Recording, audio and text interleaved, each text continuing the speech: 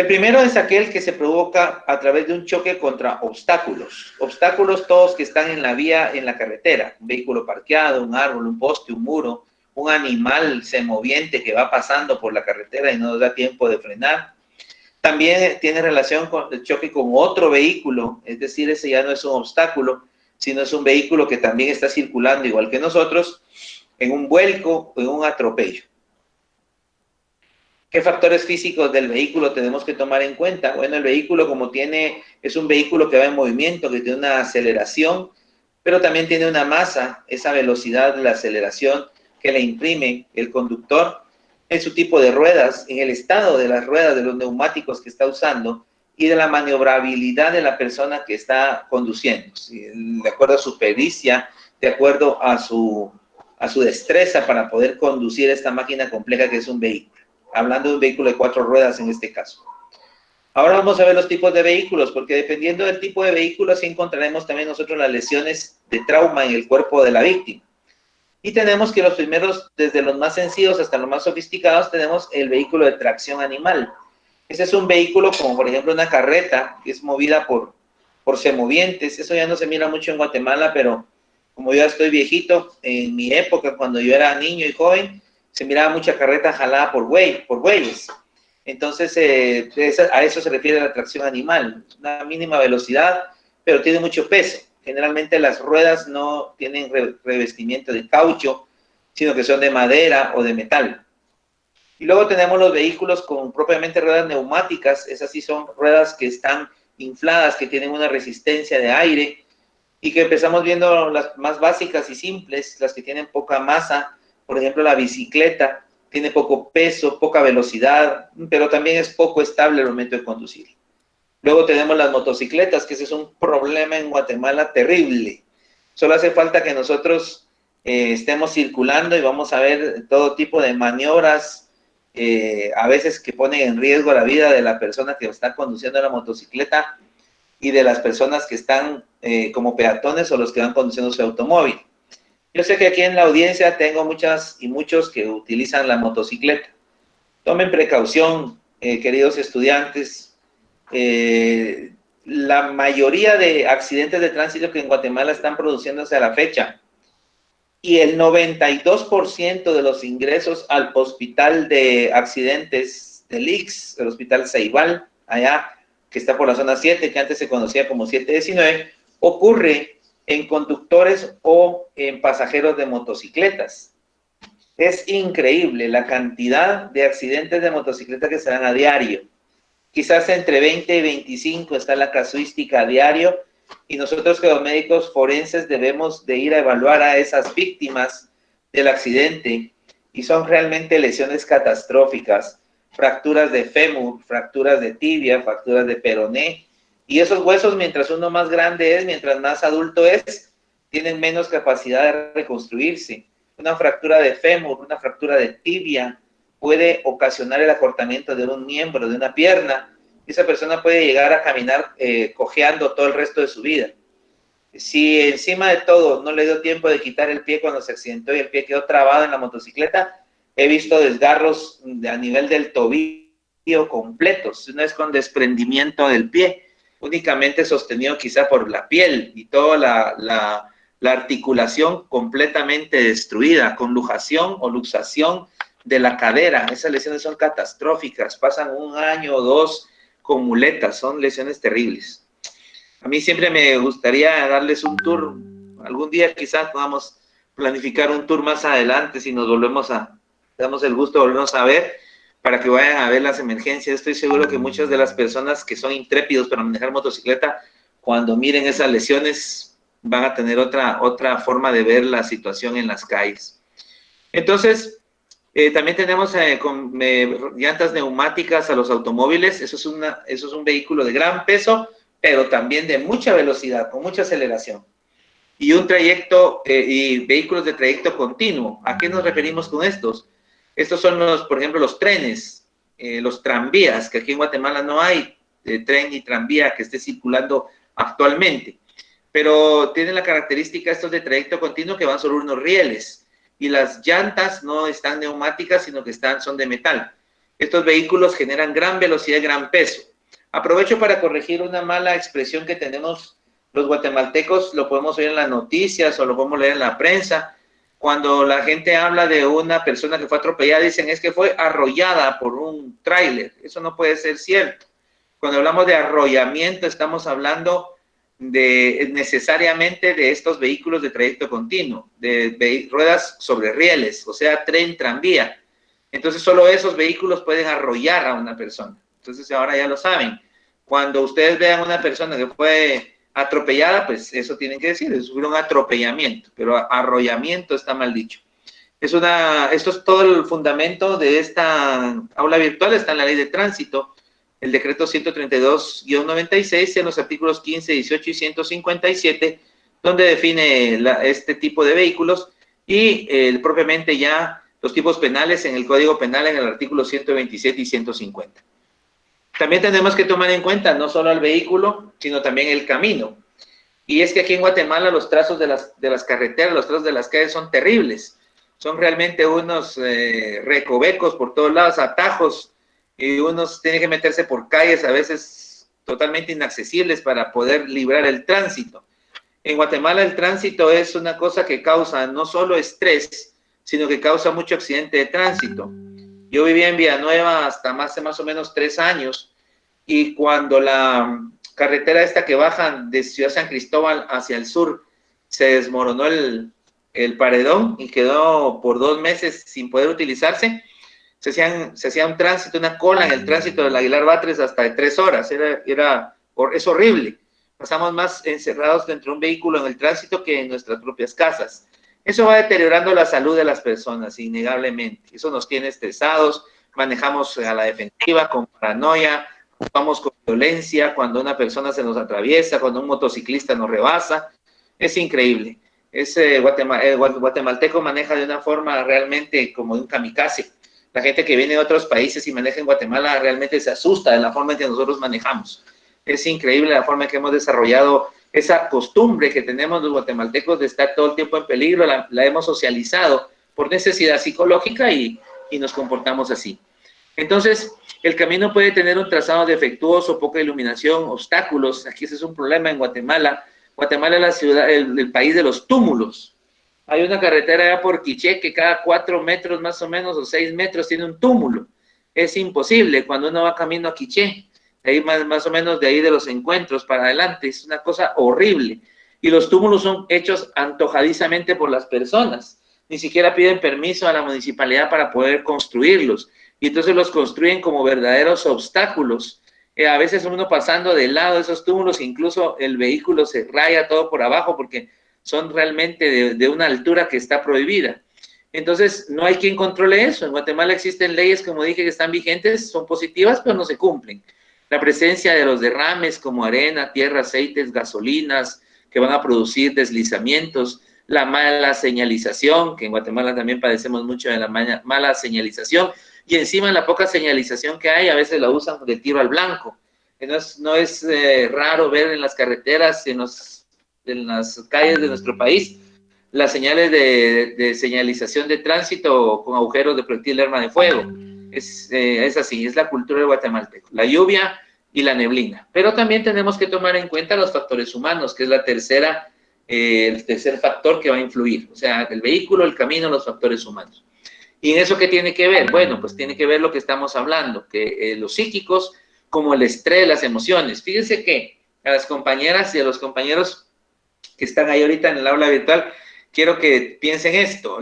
En Alemania hay una ley de tránsito que dice que la mujer cuando está en el periodo premenstrual, más o menos una semana antes de que tenga su periodo menstrual, y una semana después, tiene cierta prerrogativa al momento de manejar. Es decir, si maneja y tiene un accidente de tránsito, la ley es benévola con ella por ese síndrome premenstrual que tiene. Y es que esto tiene mucho que ver también con el nivel hormonal y el nivel psíquico que tiene la persona cuando maneja. Por eso es que cuando estamos estresados, vamos tarde, nos hemos peleado en la casa con la esposa, con el novio, con la novia, nos discutimos con los padres, con algún hermano y vamos bajo estrés, es más probable que tengamos un accidente de tránsito. Eso lo hemos experimentado en carne propia muchos de nosotros. E igual, como dije, el tránsito, el tráfico que hay en horas pico es terrible, nos causa estrés y realmente nos quita horas de vida a todos los guatemaltecos. Luego también tenemos los somáticos, la edad avanzada, hay que tener cuidado para manejar, especialmente en Guatemala las personas cuidan un poco su salud ocular. Ahora que están los celulares cada vez, los celulares son más brillantes y usan LED, usan luz LED más fuerte cada vez, eso está causando mucha miopía, porque el globo ocular tiende a alargarse con esa luz artificial. Recibimos poca luz del sol y recibimos más luz LED. Los televisores, las computadoras, las tablets, los celulares inteligentes, ahora la luz es brillante, la luz es muy fuerte. Y entonces eso va causando miopía. Y como las personas invierten poco en su salud ocular, y eso, por lo menos todos deberíamos de tener una evaluación ocular anual, y eso no lo hacemos, entonces las personas no ven realmente, no miran a largas distancias o a cortas distancias, y así manejan. Eso los pone en riesgo a todos los que están rodeándolos como peatones, como pasajeros y como él mismo como conductor. La fatiga, el sueño, la mala alimentación tiene que ver también en lo somático, en lo corporal quiere decir somático. Y también los factores transitorios humanos como las intoxicaciones por alcohol, drogas, estupefacientes, que eso es el pan nuestro cada día en Guatemala también, manejar bajo influjos de alcohol. Los permanentes, como dijimos, la visión, mala audición, pérdida del equilibrio por enfermedades de base, enfermedades como la epilepsia, mentales, enfermedades del corazón, diabetes. Tenemos también, ahora tenemos las lesiones. Vamos a estudiar ahora qué lesiones se causan al momento de un hecho de tránsito. Todas las lesiones, por definición, y porque estamos estudiándolas en el área de traumatología forense o traumatología legal, son traumáticas. No hay para dónde, esa definición cae por su peso. Hay que recordar, estudiantes queridos y queridas, que la medicina legal habla de mecanismos de producción, no habla de objetos. Lo vuelvo a repetir, porque sobre esto descansa una gran controversia siempre en los debates orales y públicos. Y cuando ustedes lleguen a esas instancias se van a acordar de lo que estoy diciendo ahorita. Yo sé que se van a acordar. La medicina legal no habla de objetos. No habla de qué fue lo que produjo la lesión o qué objeto exacto es el que produjo la lesión. Eso no lo puede hacer la medicina legal. La medicina legal habla de mecanismos de producción. ¿Y qué es un mecanismo de producción? Ahí quise definírselos porque esto es muy importante. Si ustedes de este curso se van nada más sabiendo qué es un mecanismo de producción en una lesión, yo me doy por satisfecho, porque se van a evitar un montón de molestias e inconvenientes y de quedar en ridículo en un debate oral y público cuando me entrevisten a mí, si ustedes están litigando, son fiscales, son defensores, y me preguntan a mí en un debate, todavía estoy vivo, yo primero Dios que sí, y yo llego al debate y ustedes me preguntan, ¿y qué objeto fue el que le produjo? Yo les voy a dar una agarrada terrible ahí, porque yo voy a empezar a hablar de que son mecanismos de producción, y cuando empiece a hablar nadie me cae así como estoy hablando ahorita. Entonces, se refiere el mecanismo de producción al modo o sucesión, al modo de las causas responsables de un hecho que causó un trauma, un hecho traumático, y la manera en que ese modo incide en el organismo. Es decir, a nosotros, cuando miramos las lesiones, por eso tiene un sentido cómo empezamos a estudiar nosotros la medicina legal en estas clases.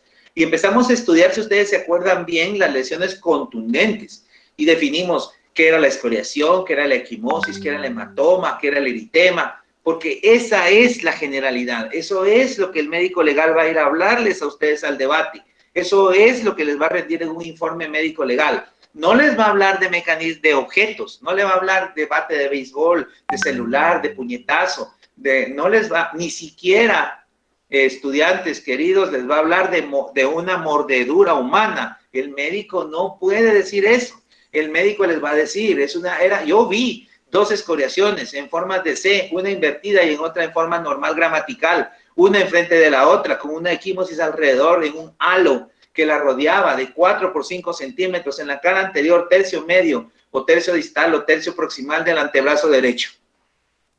Pero no les va a decir, yo vi una mordedura humana, eso no lo va a decir. ¿Me entienden? Entonces no hablamos de objetos de producción, hablamos de mecanismos de producción. Y eso es muy importante, muy importante. Entonces tenemos que definir que el atropello, como dicen algunos otros autores, es pasar precipitadamente sobre algo, derribarlo, empujarlo violentamente para abrirse paso. Casi siempre este atropello es accidental. Con menor frecuencia encontramos a suicidas y homicidas de esta manera, aunque no se debe descartar el homicidio nunca. A eso va la investigación del ente investigador del Ministerio Público. ¿Dónde se habla de esto? Se habla en la Ley de Tránsito, que es el decreto 132-26, en el artículo 12, y el derecho de vía, quien lleva la vía, que ya sabemos que es el peatón, y el artículo 13 del límite de responsabilidad. Ahora vamos a estudiar propiamente, entonces, ya sabiendo todo esto, cuáles son las fases o etapas de un atropellamiento hacia un peatón. El choque es la primera fase. Esta fase de choque se divide en dos subfases al mismo tiempo, primaria y secundaria. Pero vamos a definir primero qué es la fase de choque. La fase de choque es el momento preciso cuando el vehículo alcanza al peatón y lo impacta. Por eso se llama así, fase de choque. Generalmente la parte que alcanza a la persona en un vehículo automotor, o sea, en un carro, como le decimos nosotros, es el bumper, que atropella generalmente las piernas. Especialmente si la persona va caminando o corriendo, esa es el área en donde tenemos que ir a buscar las lesiones, por abajo de las rodillas. Como consecuencia de la espera, las lesiones son siempre contundentes. Mecanismos de producción en miembros inferiores. Se divide, como dijimos, en dos fases, primaria y secundaria, y va a depender de la velocidad del vehículo. La subfase primaria de la fase de choque es el golpe al peatón. El efecto que produce esta fase de golpe al peatón es la fractura de la tibia, izquierda o derecha, depende de cómo estaba la persona, y el porcentaje de la parte de la anatomía de la persona es 75% de las lesiones ocurren en la cadera o pelvis y las extremidades inferiores, y 25% ocurre en la cabeza y cuello. Obviamente, si la persona va corriendo, va caminando, está de pie, está parada y nosotros le atropellamos, las lesiones van a estar generalmente, como dije, en las piernas. Las piernas para el médico forense son de la rodilla hasta el tobillo.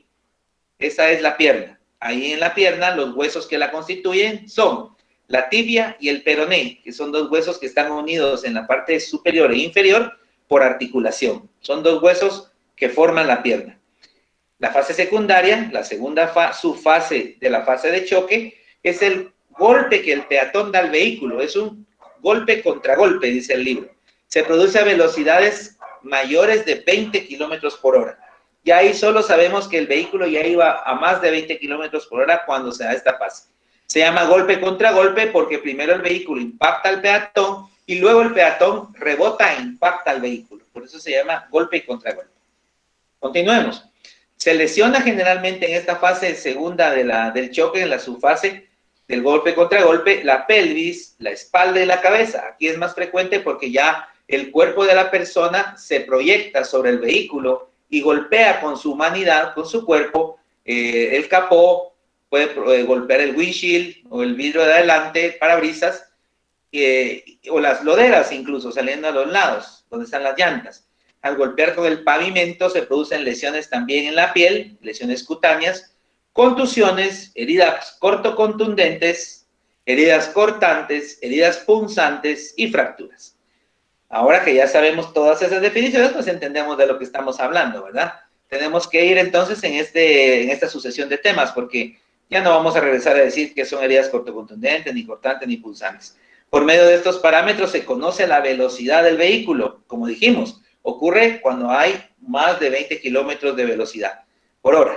La posición del peatón al momento del golpe, la zona de impacto y hasta el color del vehículo, si es que la pintura se descascara y le queda impregnada en la piel o en la ropa. ¿Por qué sabemos la posición del peatón al momento del golpe? Porque cuando uno evalúa a estas personas, debe medir con una regla desde el talón del pie para a donde está la lesión de la pierna, para arriba. Y la lesión que esté más arriba, ahí fue donde impactó primero el vehículo. ¿Por qué? Porque esa es la que estaba en apoyo del suelo, mientras la otra estaba siendo elevada, dando un paso cuando caminaba, dando un paso al correr. Tenemos aquí un ejemplo gráfico, miramos la primera subfase, la del momento exacto del golpe, del choque, y la de abajo que es la fase de golpe contra golpe. Golpea y efectivamente el cuerpo golpea después al mismo tiempo al vehículo. Entonces tenemos nuevamente aquí el repaso, la fase de atropellamiento, la primera, el choque, es el encuentro, es el momento mismo del golpe entre el vehículo y la víctima. Tiene dos subfases, la de impacto primario, la de propiamente el golpe del vehículo que va dirigido al peatón, y la subfase de impacto secundario, que corresponde al golpe que el peatón da al vehículo, que algunos llaman golpe y contragolpe. ¿Por qué se llama golpe y contragolpe? Aquí está la imagen, muy fácil de entenderlo. Golpeo aquí el vehículo, y aquí en el puntero, luego el cuerpo sale hacia atrás, y la cabeza, por ejemplo, puede golpear aquí en el parabrisas o en el windshield, y la espalda golpea aquí sobre el capó. Tenemos otras imágenes, aquí de un muñeco de entrenamiento, como el cuerpo del muñeco, el cuerpo de la persona, tiene una primera fase del choque, de golpe, y luego se eleva, lo levanta del suelo, casi en horizontal, y él golpea con su cuerpo el capó o el windshield. Tenemos el tipo de lesiones que se observan, podemos tener escoriaciones, podemos tener equimosis, podemos tener verdaderos levantamientos de piel, que en medicina se llaman esfacelamientos, se llaman estas lesiones, de estos levantamientos de piel, aquí donde se ve toda la piel se levantó por el arrastre, se llaman esfacelamientos. Y tenemos escoriaciones en donde incluso, como dijimos, hay escoriaciones por fricción, en donde podemos ver la dirección en donde fue arrastrada la pierna. Aquí tenemos los huesos que forman la pierna. La pierna es esta parte que va por abajo de la rodilla, 1 centímetro más abajo de la articulación de la rodilla, hasta el tobillo. Esa es la pierna. Está formada por dos huesos, como vemos aquí, la tibia, y este otro que no está señalada, el peroné. Y aquí vemos unas fracturas transversales, porque atraviesan los dos huesos al mismo tiempo en sentido longitudinal. Luego vemos una radiografía en donde es una fractura distal. Aquí estaría el pie, este es el tobillo, y esta es la tibia, la gruesa, y el peroné más delgado. Y una fractura sinuosa, una fractura completamente transversal. Miren, aquí está en la parte donde se fracturó el hueso. Y aquí tenemos una cirugía donde están colocando este aparato que se llama tutor, que colocado sobre los huesos permite que esto se reconstruya nuevamente. A ver cómo le va, ¿verdad? Porque la garantía no hay de que vuelva a caminar de la misma forma. Muy bien. Ahí hemos terminado la primera presentación y de una vez pasamos a la segunda. Luego tenemos que ver la siguiente fase del accidente de tránsito, hecho de tránsito. La segunda fase es la fase de caída. Si la velocidad del vehículo y la masa es suficiente, lanzan a la víctima por arriba del vehículo completamente, y cuando cae golpeará con su cuerpo el suelo o una parte del vehículo, solo que golpeará la parte de atrás, porque el vehículo va pasando, va rápido, y entonces el cuerpo sale elevado y golpea más hacia atrás. Mientras más atrás pega el cuerpo de la víctima, más rápido el vehículo. Ojo, tomen atención en esto. Cuando la velocidad del vehículo es superior a 20 kilómetros por hora, 30, 40 y hasta 50, la víctima puede ser lanzada a las alturas y caer sobre el baúl. O sea, de alguna vez hacer una parábola por encima del vehículo que va en circulación, que va rápido, y caer por atrás. Las lesiones resultantes son idénticas a las que vimos anteriormente, pero son opuestas a las del choque. ¿Por qué opuestas a las del choque? Porque ahí, elevado en el aire, puede caer de cabeza, puede caer en el tórax, puede caer de brazos, puede caer de cualquier forma, porque ya no controla el poder caer sobre este vehículo que lo va atropellando. Aquí tenemos otros diagramas, la dirección del vehículo, lo voy a poner con el puntero, perdón. Aquí tenemos la dirección del vehículo, cómo da la fase de choque del impacto directamente sobre las piernas, donde está la tibia del peroné, y luego la víctima va a salir proyectada y va a tener la fase de caída, con las lesiones consiguientes en cabeza, extremidades superiores, de acuerdo a la velocidad del vehículo. Tenemos la tercera fase del hecho de tránsito, que es el aplastamiento. El aplastamiento, como su nombre lo indica, y ustedes ya lo supusieron bien, es la compresión del cuerpo entre dos superficies contundentes. Nuevamente volvemos a usar esta palabra, ¿verdad? Contundente. Dijimos un objeto con masa y velocidad. El propio vehículo, otro vehículo o contra el pavimento. Una rueda puede pasar por encima, o todas pueden pasar por encima del cuerpo caído, o todo el vehículo pasar por encima del cuerpo. Si el vehículo es ligero, incluso o va a mucha velocidad, puede pasar por encima. Pero si es pesado o va más lento de 50 kilómetros por hora, produce lesiones catastróficas que generalmente se conocen como atrición, avulsión y estallidos viscerales. Lo defino, no es objeto no lo voy a preguntar, pero la atrición es el aplastamiento entre dos objetos de masa fuerte que produce machacamiento completo del área que está sufriendo la atrición. La avulsión es el arrancamiento de la piel completa. Por ejemplo, si es una mujer que tiene el pelo largo y al momento del atropellamiento se enreda con una llanta, le arranca completamente el cuero cabelludo y eso se llama avulsión del cuero cabelludo, desprendiendo completamente la cabellera y la piel que recubre el cráneo. Y los estallidos viscerales pues son rompimientos de vaso, de hígado generalmente, que son vísceras muy delicadas. Muy bien. Aquí tenemos diagramas de la fase de aplastamiento o machacamiento. Vemos cómo la dirección de la llanta del vehículo, especialmente si el cuerpo está en esta posición, si el cuerpo es no longitudinal al carro, sino que está atravesado, entonces hay una zona de machacamiento, aplastamiento bastante pronunciada. Aquí vemos cómo la llanta en la dirección pasa sobre el cuerpo de la víctima, produciendo esa compresión, ese aplastamiento o machacamiento. Aquí tenemos unos ejemplos. Miren este pobre motorista cómo le quedó la pierna aquí completamente fracturada, contra natura o contra la naturaleza esta colocación. Aquí se desprendió completamente la tibia del peroné y seguramente la rodilla también perdió su lugar. Esta persona no va a volver a caminar como caminaba normalmente. No es posible reconstruir eso. Y luego vemos aquí un aplastamiento de la cabeza de esta ancianita, un vehículo de gran masa y velocidad que pueda generar, aplastó completamente el cráneo. Y por último tenemos la fase de arrastre, que la fase de arrastre no es otra cosa que cuando la víctima se queda enganchada a las partes del vehículo y el vehículo continúa su marcha, la va a arrastrar por la vía, por la calle, por la carretera.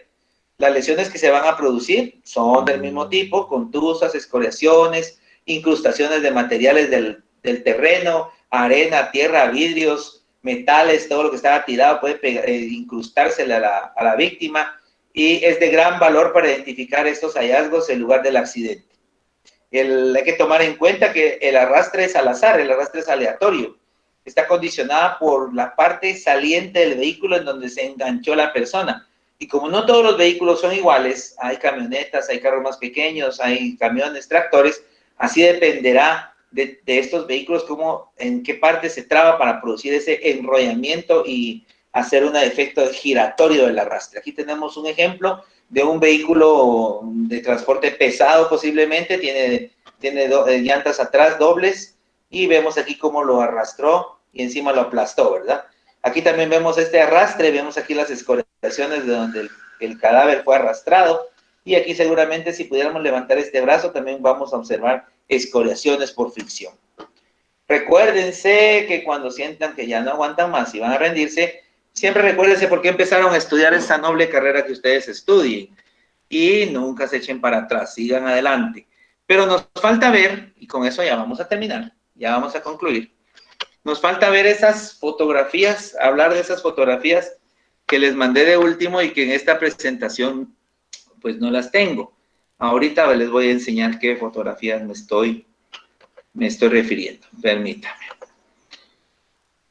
Esas fotografías que les envié hablan especialmente de las lesiones que sufre el conductor. El conductor también sale afectado al momento de un accidente de tránsito, especialmente si es un conductor que maneja un vehículo de 4 ruedas con llantas neumáticas. Las lesiones del conductor generalmente se pueden observar en la cabeza, se pueden observar en el cuello. En el cuello es muy común que se lesionen por el conocido latigazo. No sé si alguno aquí también incluso pudo haber tenido o ha tenido un accidente en vehículo, especialmente cuando el vehículo está en el semáforo, está parqueado, nosotros estamos adentro y el otro vehículo viene atrás a alta velocidad y le impacta en la parte de atrás.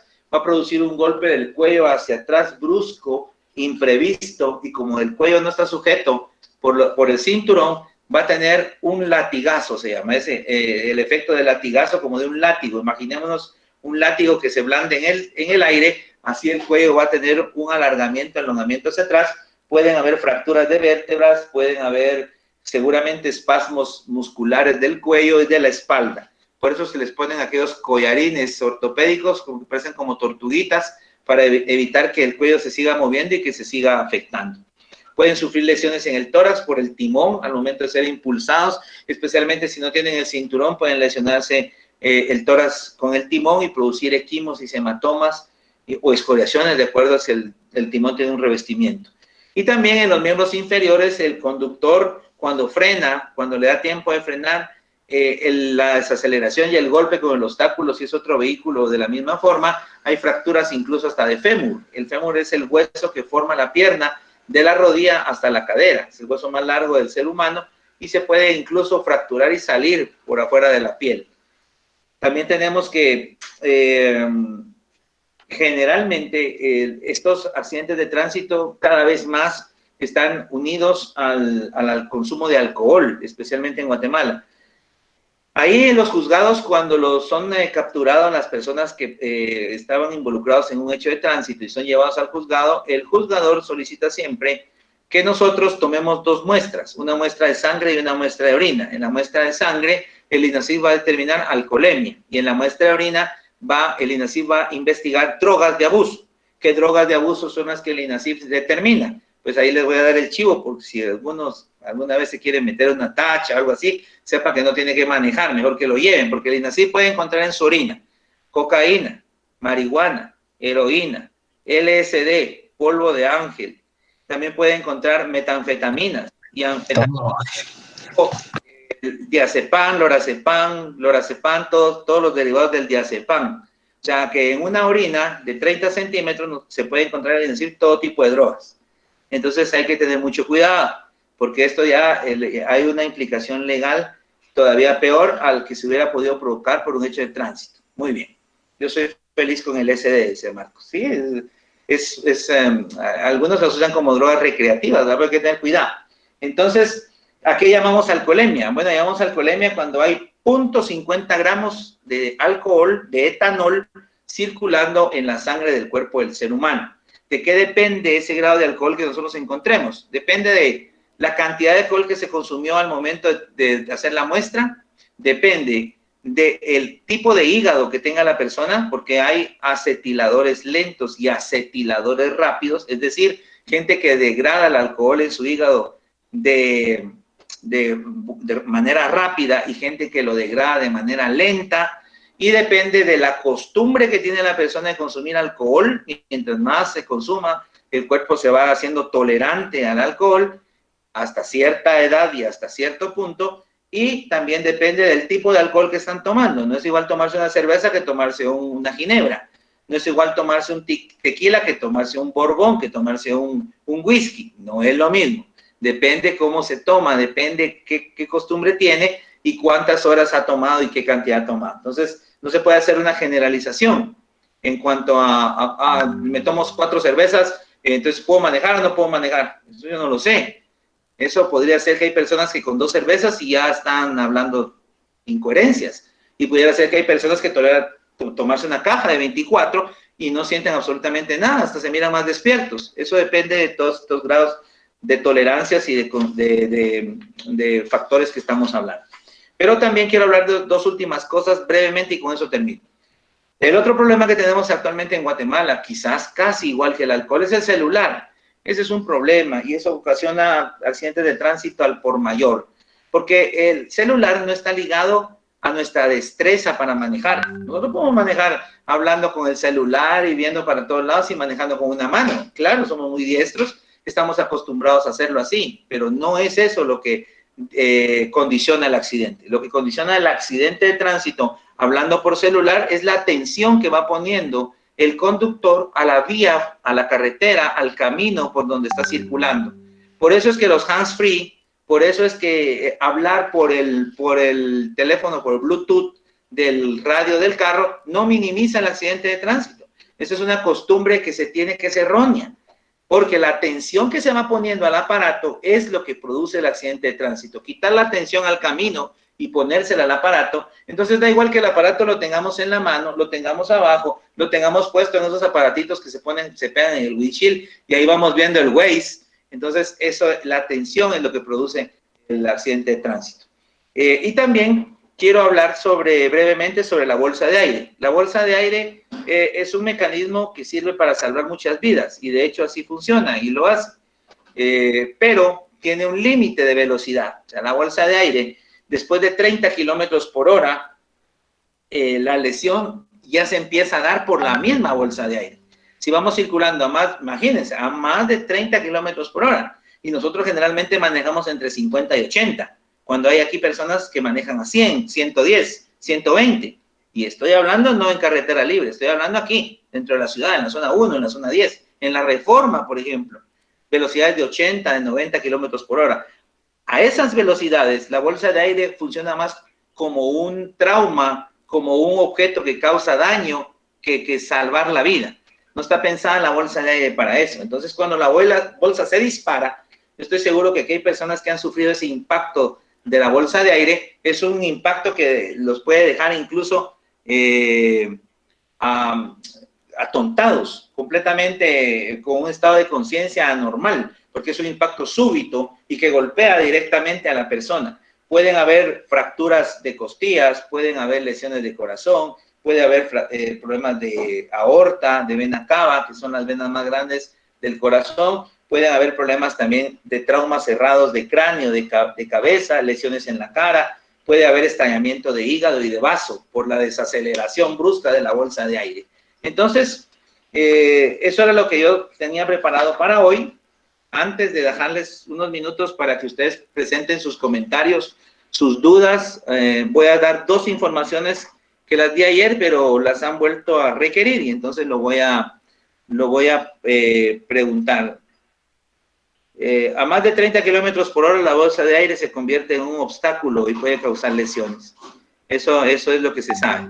Entonces, las dos informaciones que teníamos eran, primero, el examen parcial va a ser el martes 16 de junio, o sea, de hoy en 8, a esta hora, a las 2 de la tarde.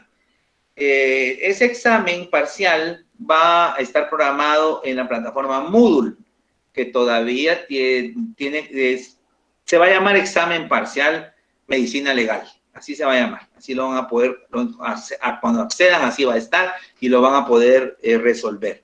Es un examen de todas las diapositivas y estas fotografías que hemos enviado hasta el día lunes de la semana entrante. O sea, entra todo lo que hemos visto la semana pasada, esta semana, y todavía el lunes de la semana entrante. Va a ser en el horario del aula virtual, es decir, que se abrirá a las 2 de la tarde. Y tendrá una duración aproximada de 45 minutos.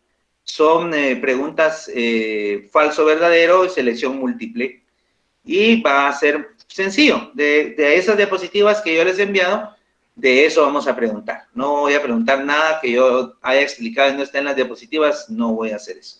A mí me interesa el aprendizaje y espero que ustedes también estén aprendiendo, aunque los puntos obviamente nos sirven para promover, pero me interesa más que el aprendizaje que vayan teniendo. Este examen va a tener una ponderación, una validez, una calificación de 40 puntos. Lo más probable es que sean 20 preguntas a 2 puntos cada pregunta. Eso es lo más seguro. Y entonces necesitamos una comprobación de lectura de 30 puntos. Esa comprobación de lectura va a ser el viernes 19 de junio a las 2 de la tarde. ¿Cómo se va a hacer la comprobación de lectura? Igual que el primer parcial, igual que los exámenes que han hecho ustedes y que van a hacer el parcial de medicina legal en la plataforma Moodle. ¿Cuál es la sustancia? ¿Cuál es el tema? Es el documento que les envía el chat del Instituto Nacional de Ciencias Forenses de Guatemala. Es un documento de 10 páginas, pero tiene 2 páginas de gráficas, de dibujos. Entonces, son 8 páginas de contenido. Entonces, no hay ningún problema. Es sencillo. Ahí dice qué es el INASIF, cuándo se fundó el INASIF, cuál es la ley que le dio vida al INASIF, cómo se estructura el INASIF, cómo se escoge el director o directora, quiénes han sido los directores y sus periodos, cuál es la autoridad suprema por arriba del director y la autoridad administrativa máxima del INASIF, quiénes componen esa autoridad máxima del INASIF, quiénes son sus representantes, pues todo eso es lo que es la comprobación de lectura. vale 30 puntos, lo más probable es que sean 15 preguntas, lo más probable es que sean falso y verdadero o selección múltiple. Entonces no hay ningún problema, es una cosa sencilla, es una cosa fácil. Ustedes están en el aula virtual, leen los documentos, 70 puntos y ya ganaron la medicina legal.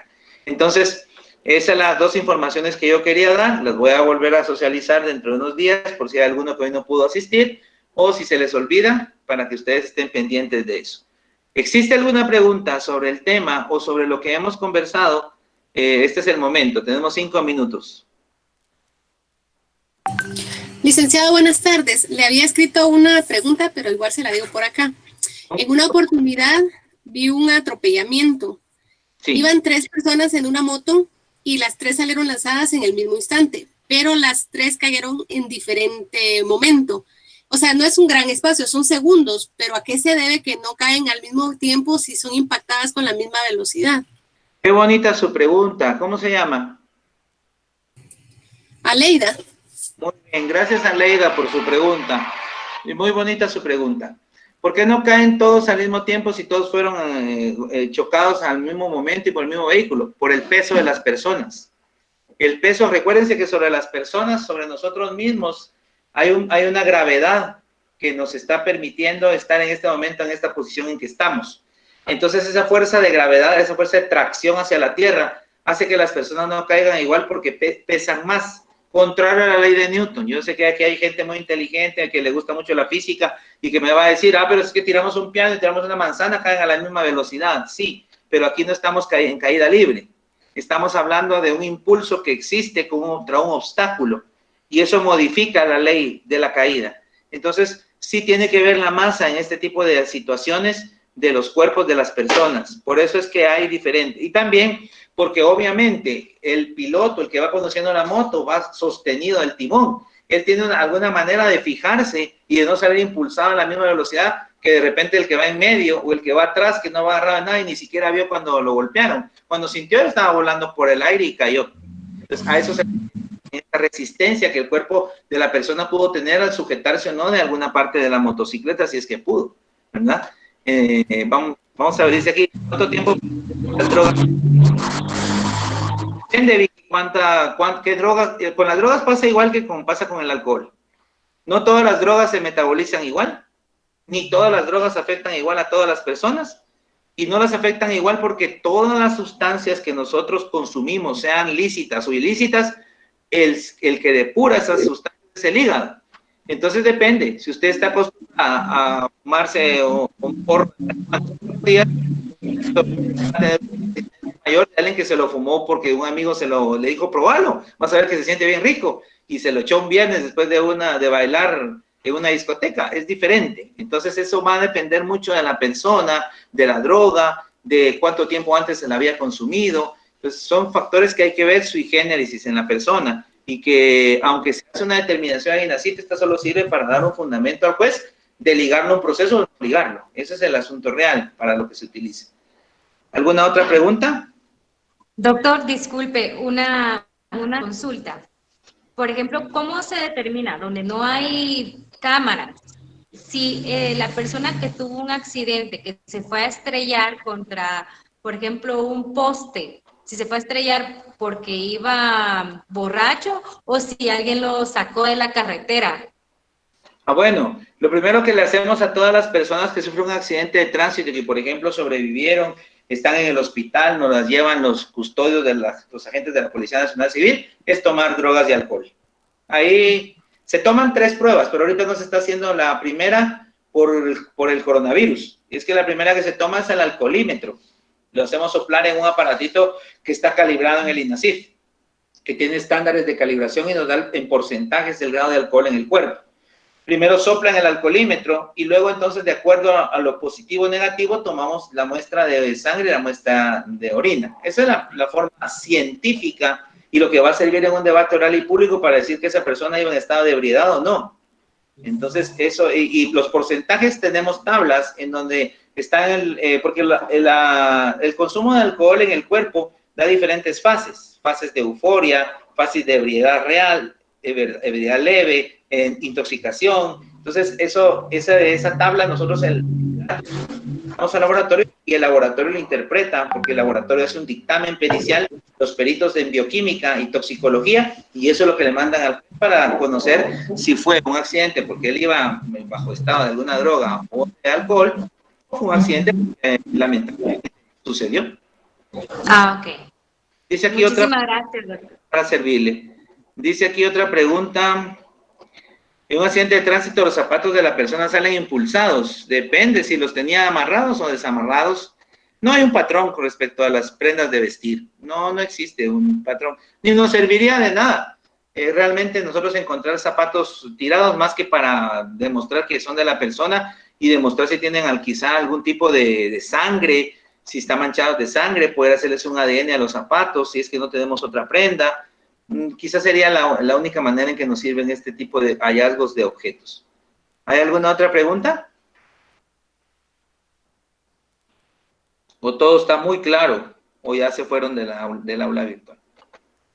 No, todavía están cientos. Doctor, una pregunta. Sí.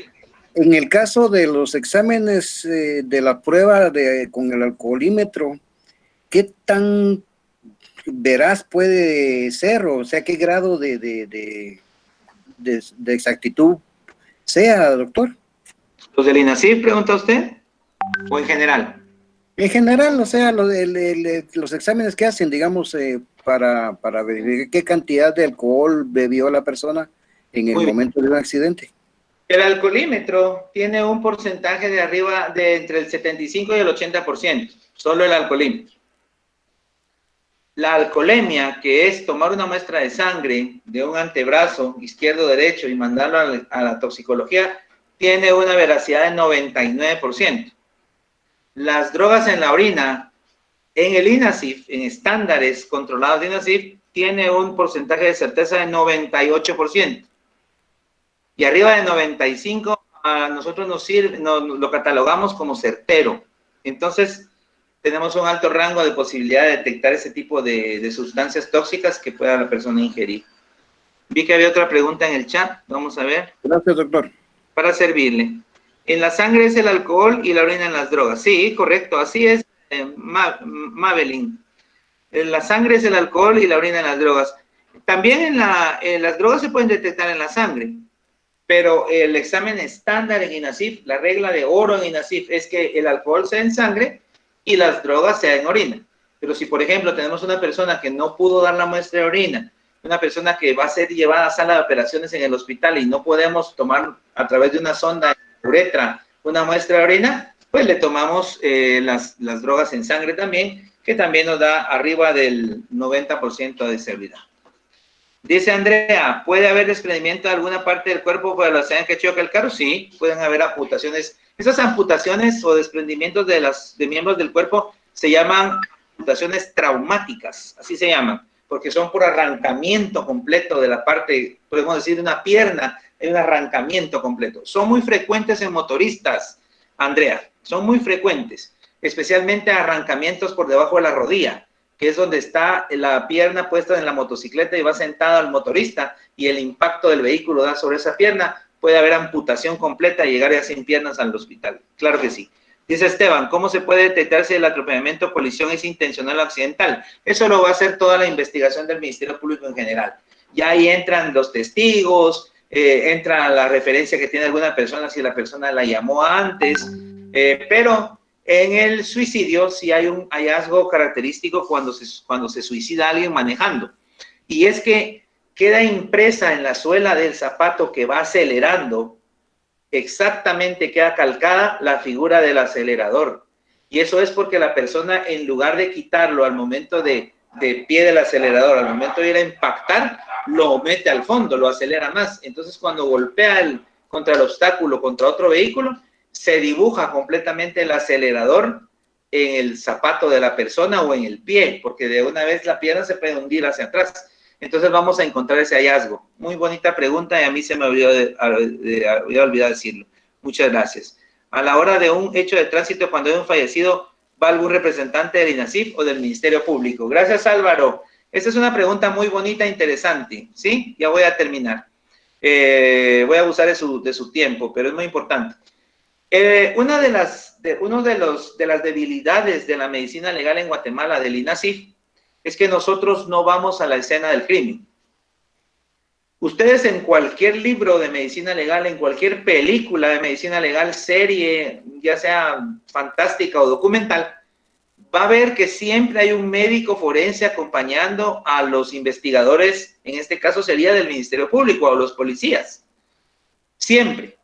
Él es el médico el que embala las manos si hay sangre, si se disparó. Él es el que embala la pistola. El médico forense es el que permite el levantamiento del cadáver. El médico es el que llena la tabla de reporte del cadáver y le dice a la morgue qué es lo que tiene que estudiar, cómo estaba el cadáver, qué fue lo que encontró, qué se adjunta al cadáver, cómo iba vestido, si se encontró otra prenda, él la guarda y la manda a la medicina legal. En Guatemala eso no se hace. En Guatemala ese departamento no existe de escena del crimen. Esa es una debilidad, pero nunca se creó. Se creó, como ustedes cuando lo lean en mi documento, 2 áreas, la morgue y la clínica. Yo pertenezco, como dije al principio, a la clínica. Y encima las áreas están separadas. Yo con el gafete de INASIF que tengo, que es de color corinto, no puedo entrar a la morgue, que es de color celeste. Ni siquiera puedo entrar ahí. Entonces, esas son las debilidades y que todavía le faltan al Instituto Nacional de Ciencias Forenses para mejorar su competencia y mejorar la investigación científica. En otros países hay 3 áreas, o el mismo médico que hace la necropsia es el que va a levantar el cadáver. Pero tomen en cuenta una cosa, en Francia hay 1 o 2 cadáveres por mes, en Guatemala hay de 20 a 25 por día. Entonces, la diferencia es grande. Y nosotros cuando los médicos forenses de Francia vienen o de Europa vienen a hacer aquí con nosotros un electivo que le llamamos nosotros una rotación, se asustan de la cantidad de violencia y de maneras de ver heridas de proyectil de arma de fuego porque jamás en su vida las han visto. Entonces, eso hace la diferencia. Quizá no estoy justificándolo, pero sería bueno que se hiciera algún día, ¿verdad? Cuando ustedes sean parte del consejo directivo del INASIF, cuando sean magistrados de la Corte Suprema, pues eso es lo que hay que trabajar y hacer. Muy bien. Entonces, con eso hemos concluido. Espero haberle contestado a la mayoría de sus preguntas. Les deseo a todos la mejor de las tardes. Sigan estudiando. No se preocupen. De medicina legal no tengan miedo. De medicina legal aprendan. Esta es la única oportunidad. Van a ser 20 días en toda su vida profesional que van a tener tiempo de ver la medicina legal. Así que aprovechémoslo. Es lo que nos facilita. Gracias a Dios la universidad se ha preocupado y ha dado este curso. Así es que ánimo y les deseo buena tarde.